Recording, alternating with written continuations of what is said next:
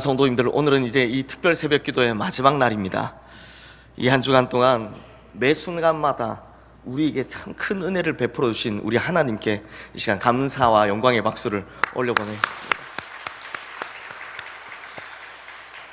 그리고 이번 일주일간도 함께 해주신 우리 성도님들께 참 감사를 드립니다. 요거 쓸 때까지만 해도 제가 좀 덜 아팠는데요, 사실 무릎도 목도 아프다가 어제부터 갑자기 열이 나고 몸살 기운이 있어서 조금 힘듭니다. 조금 힘든데 그래도 우리 성도님들께서 늘 이 자리를 지키시고 은혜를 열망하는 모습으로 계셔서 제게 참 큰 힘이 되는 것 같습니다. 사실 할 수 있을까 싶다가도 올라와서 우리 성도님들 얼굴 보면 그렇게 또 할 수 있는 것 같습니다. 다만 내일 제가 1, 2, 3부 예배 설교를 하고 또 재직회를 하고 또 오후에 재직 헌신 예배 설교도 제가 해야 됩니다. 그래서 오늘 이제 축복기도 받는 청년들 급한 분부터 먼저 나오십시오. 제가 도저히 체력이 안 되면 중간에 아마 다음에 하는 걸로 하고 그렇게 할 테니까요, 꼭 부탁을 드리겠습니다. 그리고 이 일주일 동안 저보다 일찍 나오셔서 찬양팀으로 또 찬양대로 섬겨주신 모든 분들께 감사드리고, 아침 간식으로 섬겨주신 분들, 또 주차에 차량 운행에 이렇게 수고해 주신 모든 분들에게 너무나 큰 감사를 드립니다. 또 이 예배가 끝나자마자 설교 영상 다 올려놓고 또 엄청 피곤하실 텐데 그렇게 매일 출근하신 우리 방송실 집사님께도 감사를 드립니다. 비록 오늘 이 특별 새벽 기도회는 오늘 끝나지만 나에게는 하나님의 축복이 필요합니다 라는 이 주제는 내일도 그리고 다음 주일도 계속 이어집니다. 그래서 특별 새벽 기도에 나오신 분들은 하나님께서 주일 예배에 더 큰 말씀의 은혜를 주실 줄로 믿습니다. 사랑하는 성도님들, 어제 우리가 보았듯이 야곱은 결혼 한번 하자고 14년 동안을 외삼촌 라반의 집에서 무임금 무보수로 노동을 착취당하면서 거의 종처럼 일을 해왔습니다. 근데 성도님들, 여기서 참 신기한 거 하나를 발견할 수 있는데요, 어제 우리가 본 것처럼 야곱은 사랑하는 라헬을 얻기 위해서 처음 7년은요 정말 신나게 일을 했습니다. 그래서 어제 본 이 창세기 29장 20절 말씀에 보면 야곱이 라헬을 위하여 7년 동안 라반을 섬겼으나 그를 사랑하는 까닭에 7년을 며칠같이 여겼더라 라고 합니다.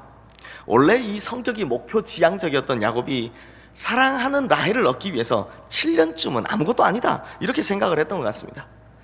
그런데 그렇게 고대하던 결혼식을 마치고 아침에 일어나 보니 자기 옆에 누가 누워 있습니까? 레아가 누워 있는 겁니다. 그래서 외삼촌 라반에게 찾아가 따졌더니 라반이 하는 말이, 우리 지방 풍습에는 절대로 동생이 언니보다 먼저 결혼하는 법이 없다 라고 하면서 이 야곱에게 새로운 계약을 제시를 합니다. 새로운 계약이 뭐냐? 야, 7일 뒤에 네가 그토록 원하는 라헬 네 신부로 데려가. 대신 다시금 7년 동안을 무임금 무보수로 종처럼 일해줘 라는 이 계약이었습니다. 결국 라헬을 얻는 것이 목표였던 야곱은요 또 이런 불합리한 제안을 받아들이는 겁니다.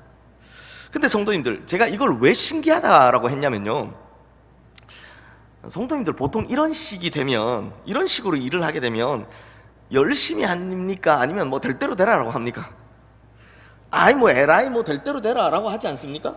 생각해 보십시오. 자기가 원하는 라헬도 이미 얻었겠다. 이렇게 불합리한 조건에서 일하는 것도 마음에 안 들겠다. 그러니 저 같으면 막 대충 할 것 같습니다. 에휴, 뭐 내가 원하는 거 다 얻었는데 뭘 또 이 불합리한 걸 더해 라고 생각할 것 같습니다. 그런데 여기서 우리가 야곱의 장점 하나를 발견할 수 있습니다. 우리 오늘 본문 27절 말씀 우리 함께 읽겠습니다.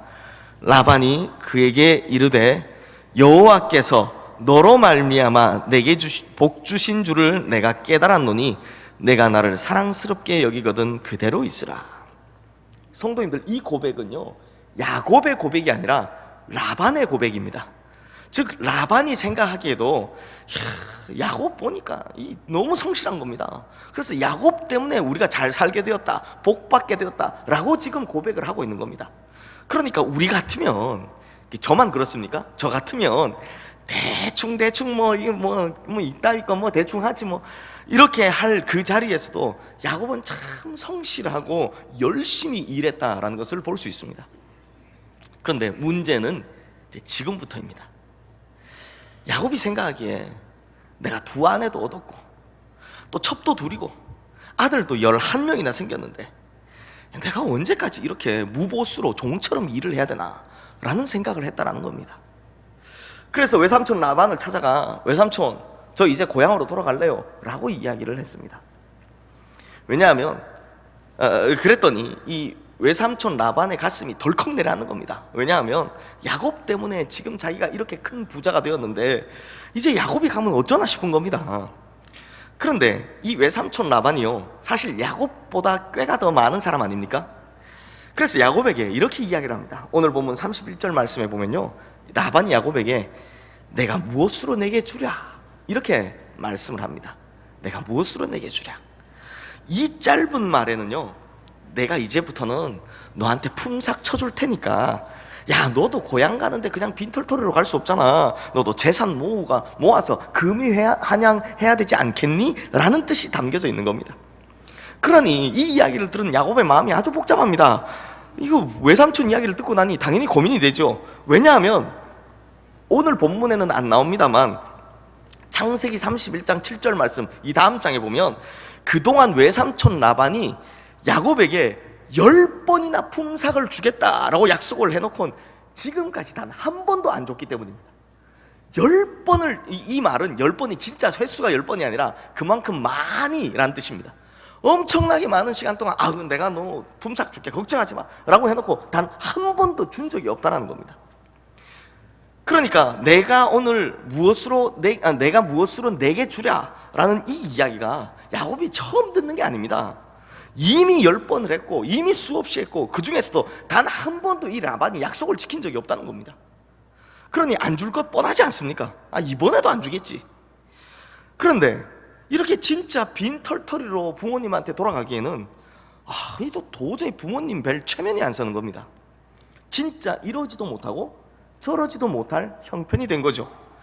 그런데 성도님들 이 순간 야곱이 외삼촌 라반에게 아주 파격적인 제안을 하나 합니다. 얼마나 파격적이었냐? 우리 다 함께 오늘 본문 31절, 32절 말씀, 31절, 32절 말씀 함께 읽겠습니다. 라반이 이르되 내가 무엇으로 내게 주랴? 야곱이 이르되 외삼촌께서 내게 아무것도 주시지 않아도 나를 위하여 이 일을 행하시면 내가 다시 외삼촌의 양떼를 먹이고 지키리이다. 오늘 내가 외삼촌의 양떼에 두루 다니며 그 양 중에 아롱진 것과 점 있는 것과 검은 것을 가려내며 또 염소 중에 점 있는 것과 아롱진 것을 가려내니 이 같은 것이 내 품삯이 되리이다. 이게 무슨 말이냐? 외삼촌 어차피 지키지도 않을 약속하지 말고요 저한테 따로 품삯 안 주셔도 됩니다. 앞으로 지금처럼 일은 해드리겠는데 그것도 품삯 안 주셔도 됩니다. 대신 조건이 딱 하나 있습니다. 그 조건이 뭐냐? 이제부터 가축들이 이 양이나 염소와 새끼를 낳을 때 얼룩진 것, 점 있는 것 또는 새까만 양이나 염소가 나오면 그것만 제 것으로 해주면 됩니다 라고 오히려 제안을 한 것입니다. 이게 외삼촌 라반이 듣고 보니까 세상에 이렇게 좋은 계약이 없는 거예요. 왜냐하면 유전학적으로 보면 얼룩지거나 점이 있거나 새까만 양이나 염소는 열등한 종이라서 실제로 1000마리당 2~3마리 정도 나온다고 합니다. 그러니 경험 많은 라반이 이걸 왜 몰랐겠습니까? 라반이 생각해 보니까요 이건 뭐 정말 무보수로 일을 시키는 거나 똑같네 라는 생각이 드는 거죠.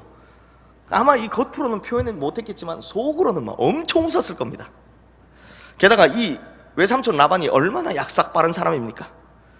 그것도 혹시나 싶었는지 오늘 본문 35절 36절 말씀에 보면 얼룩지거나 점이 있거나 새까만 양과 염소는 따로 다 빼돌려서요 자기 아들들의 손에 맡기고 그리고 심지어는 야곱과 사흘길 거리를 두었다고 합니다. 한 마리라도 혹시 야곱한테 뺏길까봐 이 점박이나 새까만 것들은 다 자기 아들들한테 맡겨서 3일길 멀리 보내버렸다는 겁니다. 진짜요. 저는요 성경 읽다가 이 장면에서 라반에게 부하가 치밀어 올랐습니다. 진짜 제 눈앞에 라반이 있었으면 손을 막 요래가지고 꿀밤을 한 대 그냥 때리고 싶더라고요. 그만큼 얄미운 겁니다. 근데 성도님들, 정작 야곱은 아무렇지도 않게 일만 합니다. 라반이 어떻게 했다는 것도 이미 다 알고 있었는데요, 그냥 묵묵히 일만 합니다. 이 평소 야곱의 성격, 뭐든지 자기가 가져야 되면 무조건 다 가져야 되는 야곱의 성격이라면 이거 좀 이상하지 않습니까? 근데 성도님들, 더 이상한 일이 벌어집니다. 야곱이 하얀 양과 염소들만 데리고 있는데, 하얀색만 데리고 있는데, 이것들이 새끼를 낳으면 모두 다 얼룩지거나 점이 있거나 검은 것만 튀어나오더라는 겁니다. 이건요, 과학적으로는 설명할 길이 없습니다. 그런데 이렇게 놀랄만한 기적이 일어났음에도 불구하고 우리 성도님들께서는 이미 다 성경으로 이걸 읽어서 알고 계셔서 별로 놀라지를 않으시더라고요. 이거 진짜 놀라운 일입니다. 왜냐하면 과학적으로 설명이 안 되니까요. 진짜 놀랄만한 기적이 일어났다는 겁니다. 그러니 한번 생각해 보십시오. 지금까지 14년을 일해온 야곱이 방금 라반과의 약속으로 인해서 6년을 더 일을 하게 되는데요, 그러면 6년 동안 양과 염소들이 낳은 모든 새끼들이 다 얼룩지고 검고 또 점박이들만 튀어나왔으니 어떻게 되겠습니까? 외삼촌 것은 전부 다 6년 이상 된 좀 나이 많고 늙은 거고, 새로운 것, 젊은 것들은 전부 다 야곱 차지가 되는 겁니다. 그렇다면 성도님들, 이 정말 궁금하지 않습니까? 이거 안 궁금하셨습니까? 아니 대체 어떻게 이런 일이, 정말 말도 안 되는 이런 일이 벌어질 수 있었을까? 오늘 보면 37절 말씀 이하에 보면 버드나무, 살구나무, 신풍나무 가지의 껍질을 벗겨서 양떼가 와서 먹는 개천의 물구유에 세워놔서 그렇다라고 합니다. 아마 온갖 종류의 나뭇가지들을 베어놔다가 쭉 세워놓으니까 막 각각 색깔이 다르지 않습니까? 그러니까 이걸 뭐 얼룩덜룩하게 보였겠죠. 이걸 양들이 물 먹는 구유 앞에 딱 병풍처럼 놔두면 물을 먹으면서 양들이 그 얼룩덜룩한 걸 보게 된다는 겁니다. 그리고 새끼를 낳으니 이렇게 점 있고 혹은 아롱지고 혹은 새까만 것만 나왔다는 건데, 성도님들 죄송하지만 이건 말이 안 되는 이야기입니다. 말도 안 되는 이야기죠. 이렇게 성경을 보면요, 우리 진짜 시험에 들 수밖에 없습니다. 그러므로 성도님들, 우리가 이것을 정확하게 알아야 합니다. 사실 야곱에겐 이렇게 될 확신이 있었습니다. 그래서 자신 있게 외삼촌 라반에게 이걸 제안할 수 있었던 거죠. 그 확신이 나무들을 베어다가 이렇게 하고 저렇게 하면 얼룩지고 점 있고 검은 것이 나올 것이다, 이런 확신이 아니었습니다. 성도님들, 우리 다 함께요, 본문 다음 장인 창세기 31장 11절에서 12절 말씀 함께 읽겠습니다. 너무 중요한 말씀이니까 꼭 찾아서 한번 읽도록 하겠습니다. 창세기 31장 11절에서 12절 말씀 함께 읽겠습니다. 꿈에 하나님의 사자가 내게 말씀하시기를 야곱아 하기로 내가 대답하기를 여기 있나이다 하매 이르시되 내 눈을 들어 보라, 양떼를 탄 순양은 다 얼룩무늬 있는 것, 점 있는 것과 아롱진 것이니라.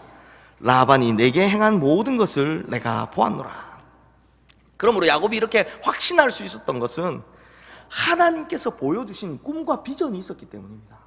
미리 보여주셨다는 겁니다. 방금 읽으신 이 말씀이 사실은 6년 뒤에 야곱이 고향으로 돌아가면서 자기 아내인 레아와 라헬에게 고백하는 이야기인데요, 6년이 지나서야 고백하는 이 거기를 보면 야곱이 이렇게 확신했던 점박이, 아롱진 것, 새까만 것, 그것만 내게 달라라고 확신했던 그 근거가 나오는 겁니다. 그 근거가 뭐냐? 어느 날 내가 꿈을 꾸었는데 하나님께서 나를 부르시더니 보여주시기를 양떼를 탄 순양, 그러니까 이게 아빠가 되는 순양을 말하는 겁니다. 이 아빠가 되는 순양들이 전부 다 얼룩이, 그리고 점박이, 또 검은 것 뿐이더라 라는 것입니다. 성도님들, 이것이 바로 야곱의 확신이었습니다. 즉 야곱은요, 하나님께서 보여주신 대로 그렇게 역사하실 것을 믿었다라는 겁니다. 그러므로 야곱은 이 기적 같은 일을 하나님께서 행하실 것이다 라는 걸 확신하고 있었다라는 것입니다.